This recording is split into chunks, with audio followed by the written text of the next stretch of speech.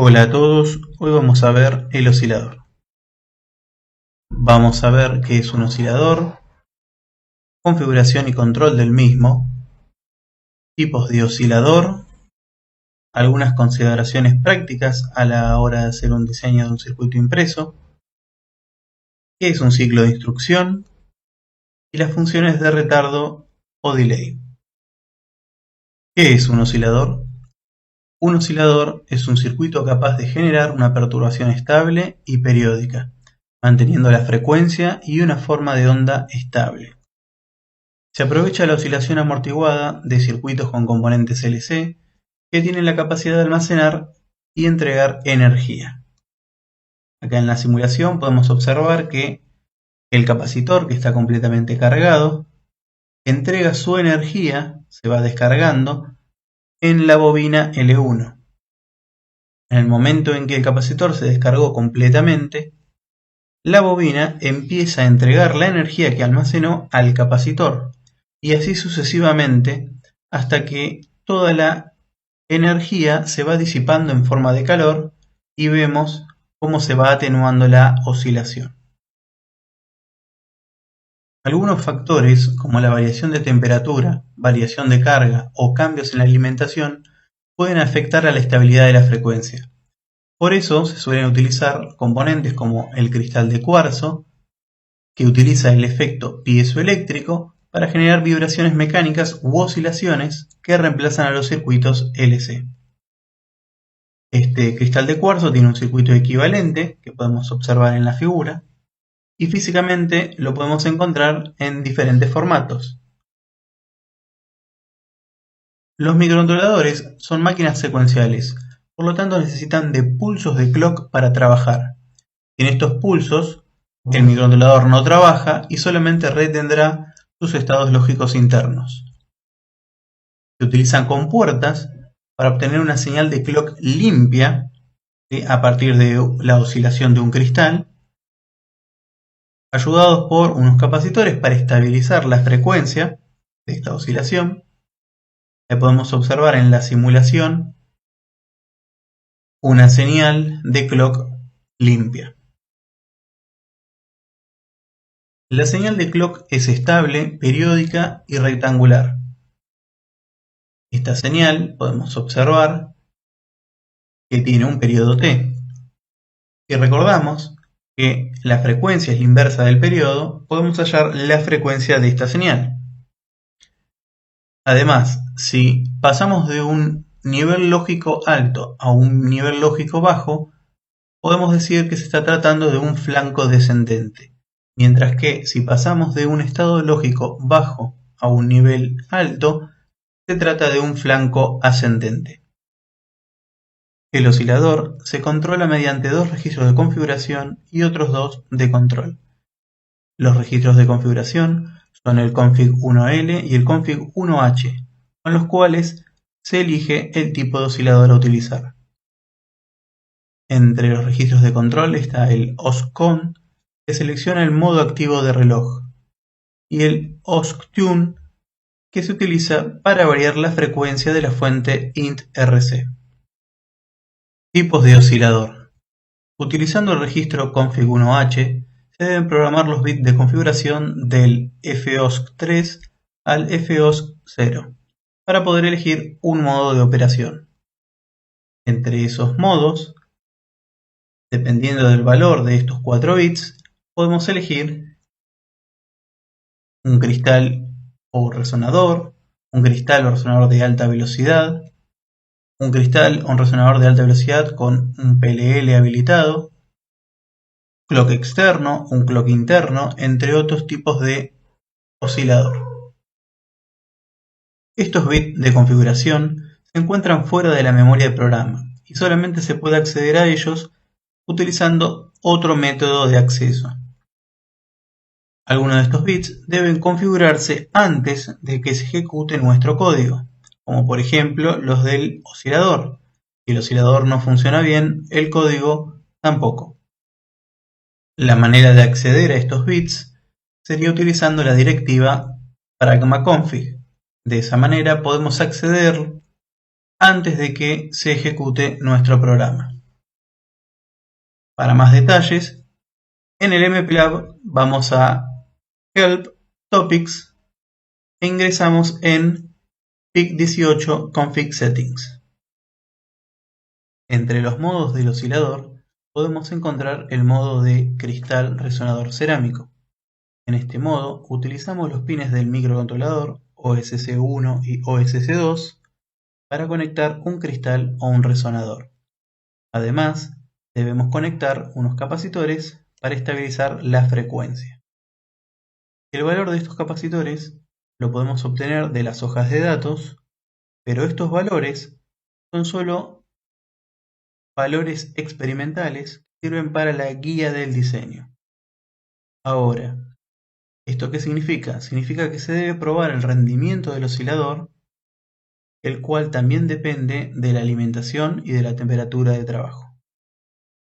Podemos observar el diagrama de clock en la página 24 de la hoja de datos.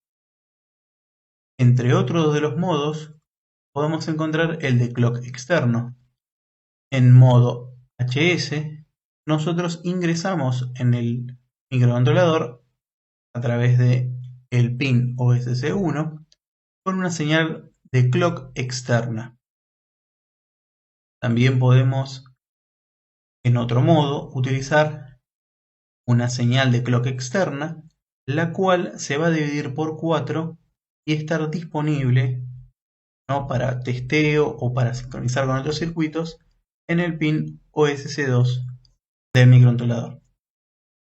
También podemos encontrar el modo SIO o SPIO, que es similar al modo S, solo que lo que hace en este modo es dejar disponible el pin OSC2 como un pin de entrada y salida, o sea, el pin RA6 del port A. También podemos encontrar el multiplicador de frecuencia PLL. Esta opción permite aumentar la frecuencia de operación a partir de un oscilador de baja frecuencia y un PLL, un lazo enganchado en fase.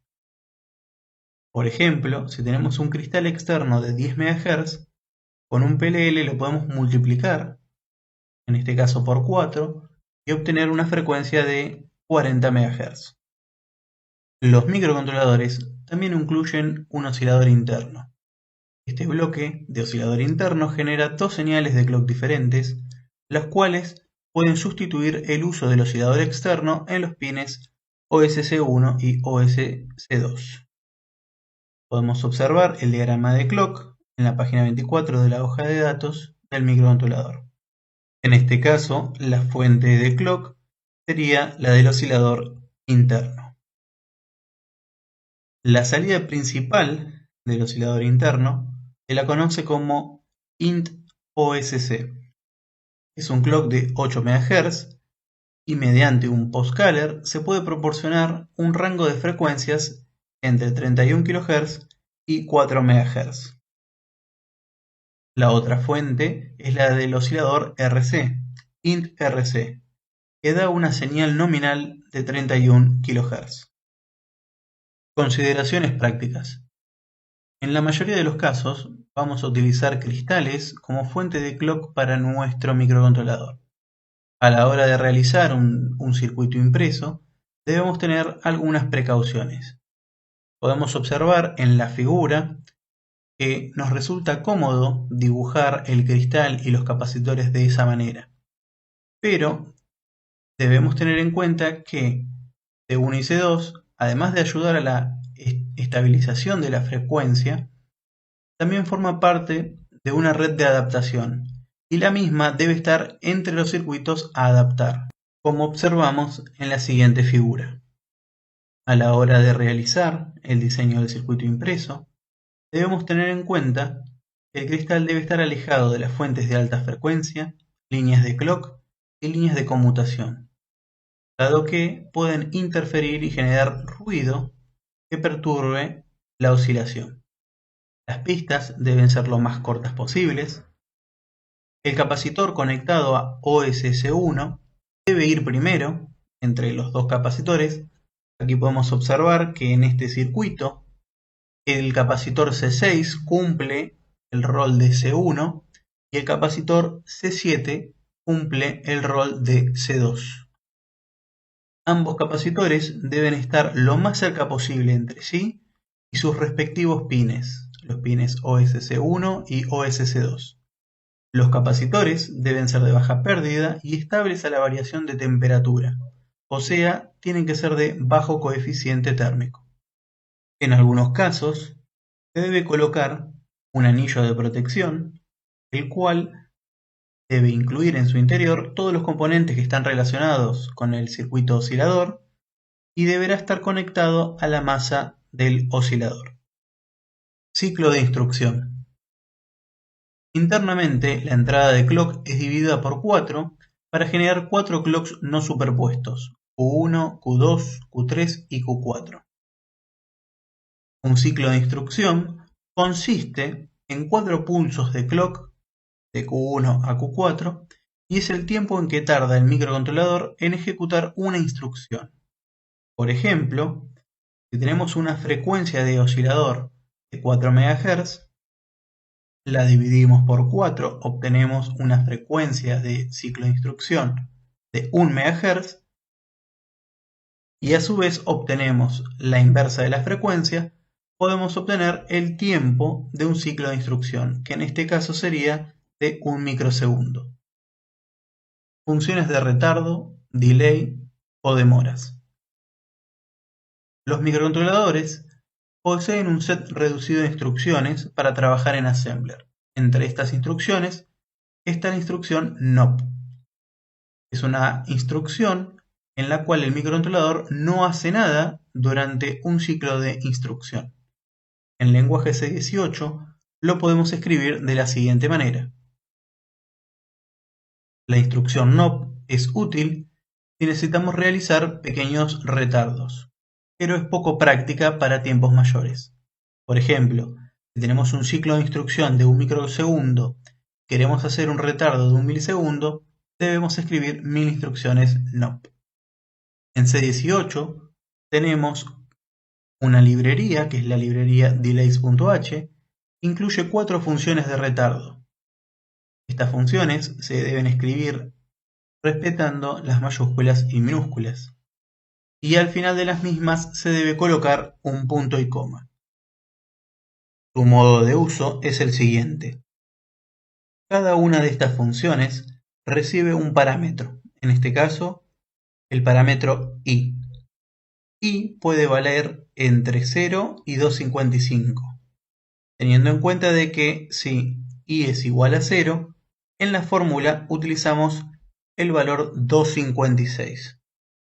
Cada una de estas funciones podemos observar, por ejemplo en la primera, tiene un multiplicador, que en este caso sería por 10, por el tiempo de un ciclo de instrucción, por el parámetro i. Teniendo en cuenta esto, para el ejemplo anterior, podemos utilizar la función que multiplica por 1000 y le pasamos como parámetro un 1. De esa manera tenemos 1000 microsegundos, o sea, 1 milisegundo. Bueno, eso fue todo por hoy. Muchas gracias y hasta la próxima.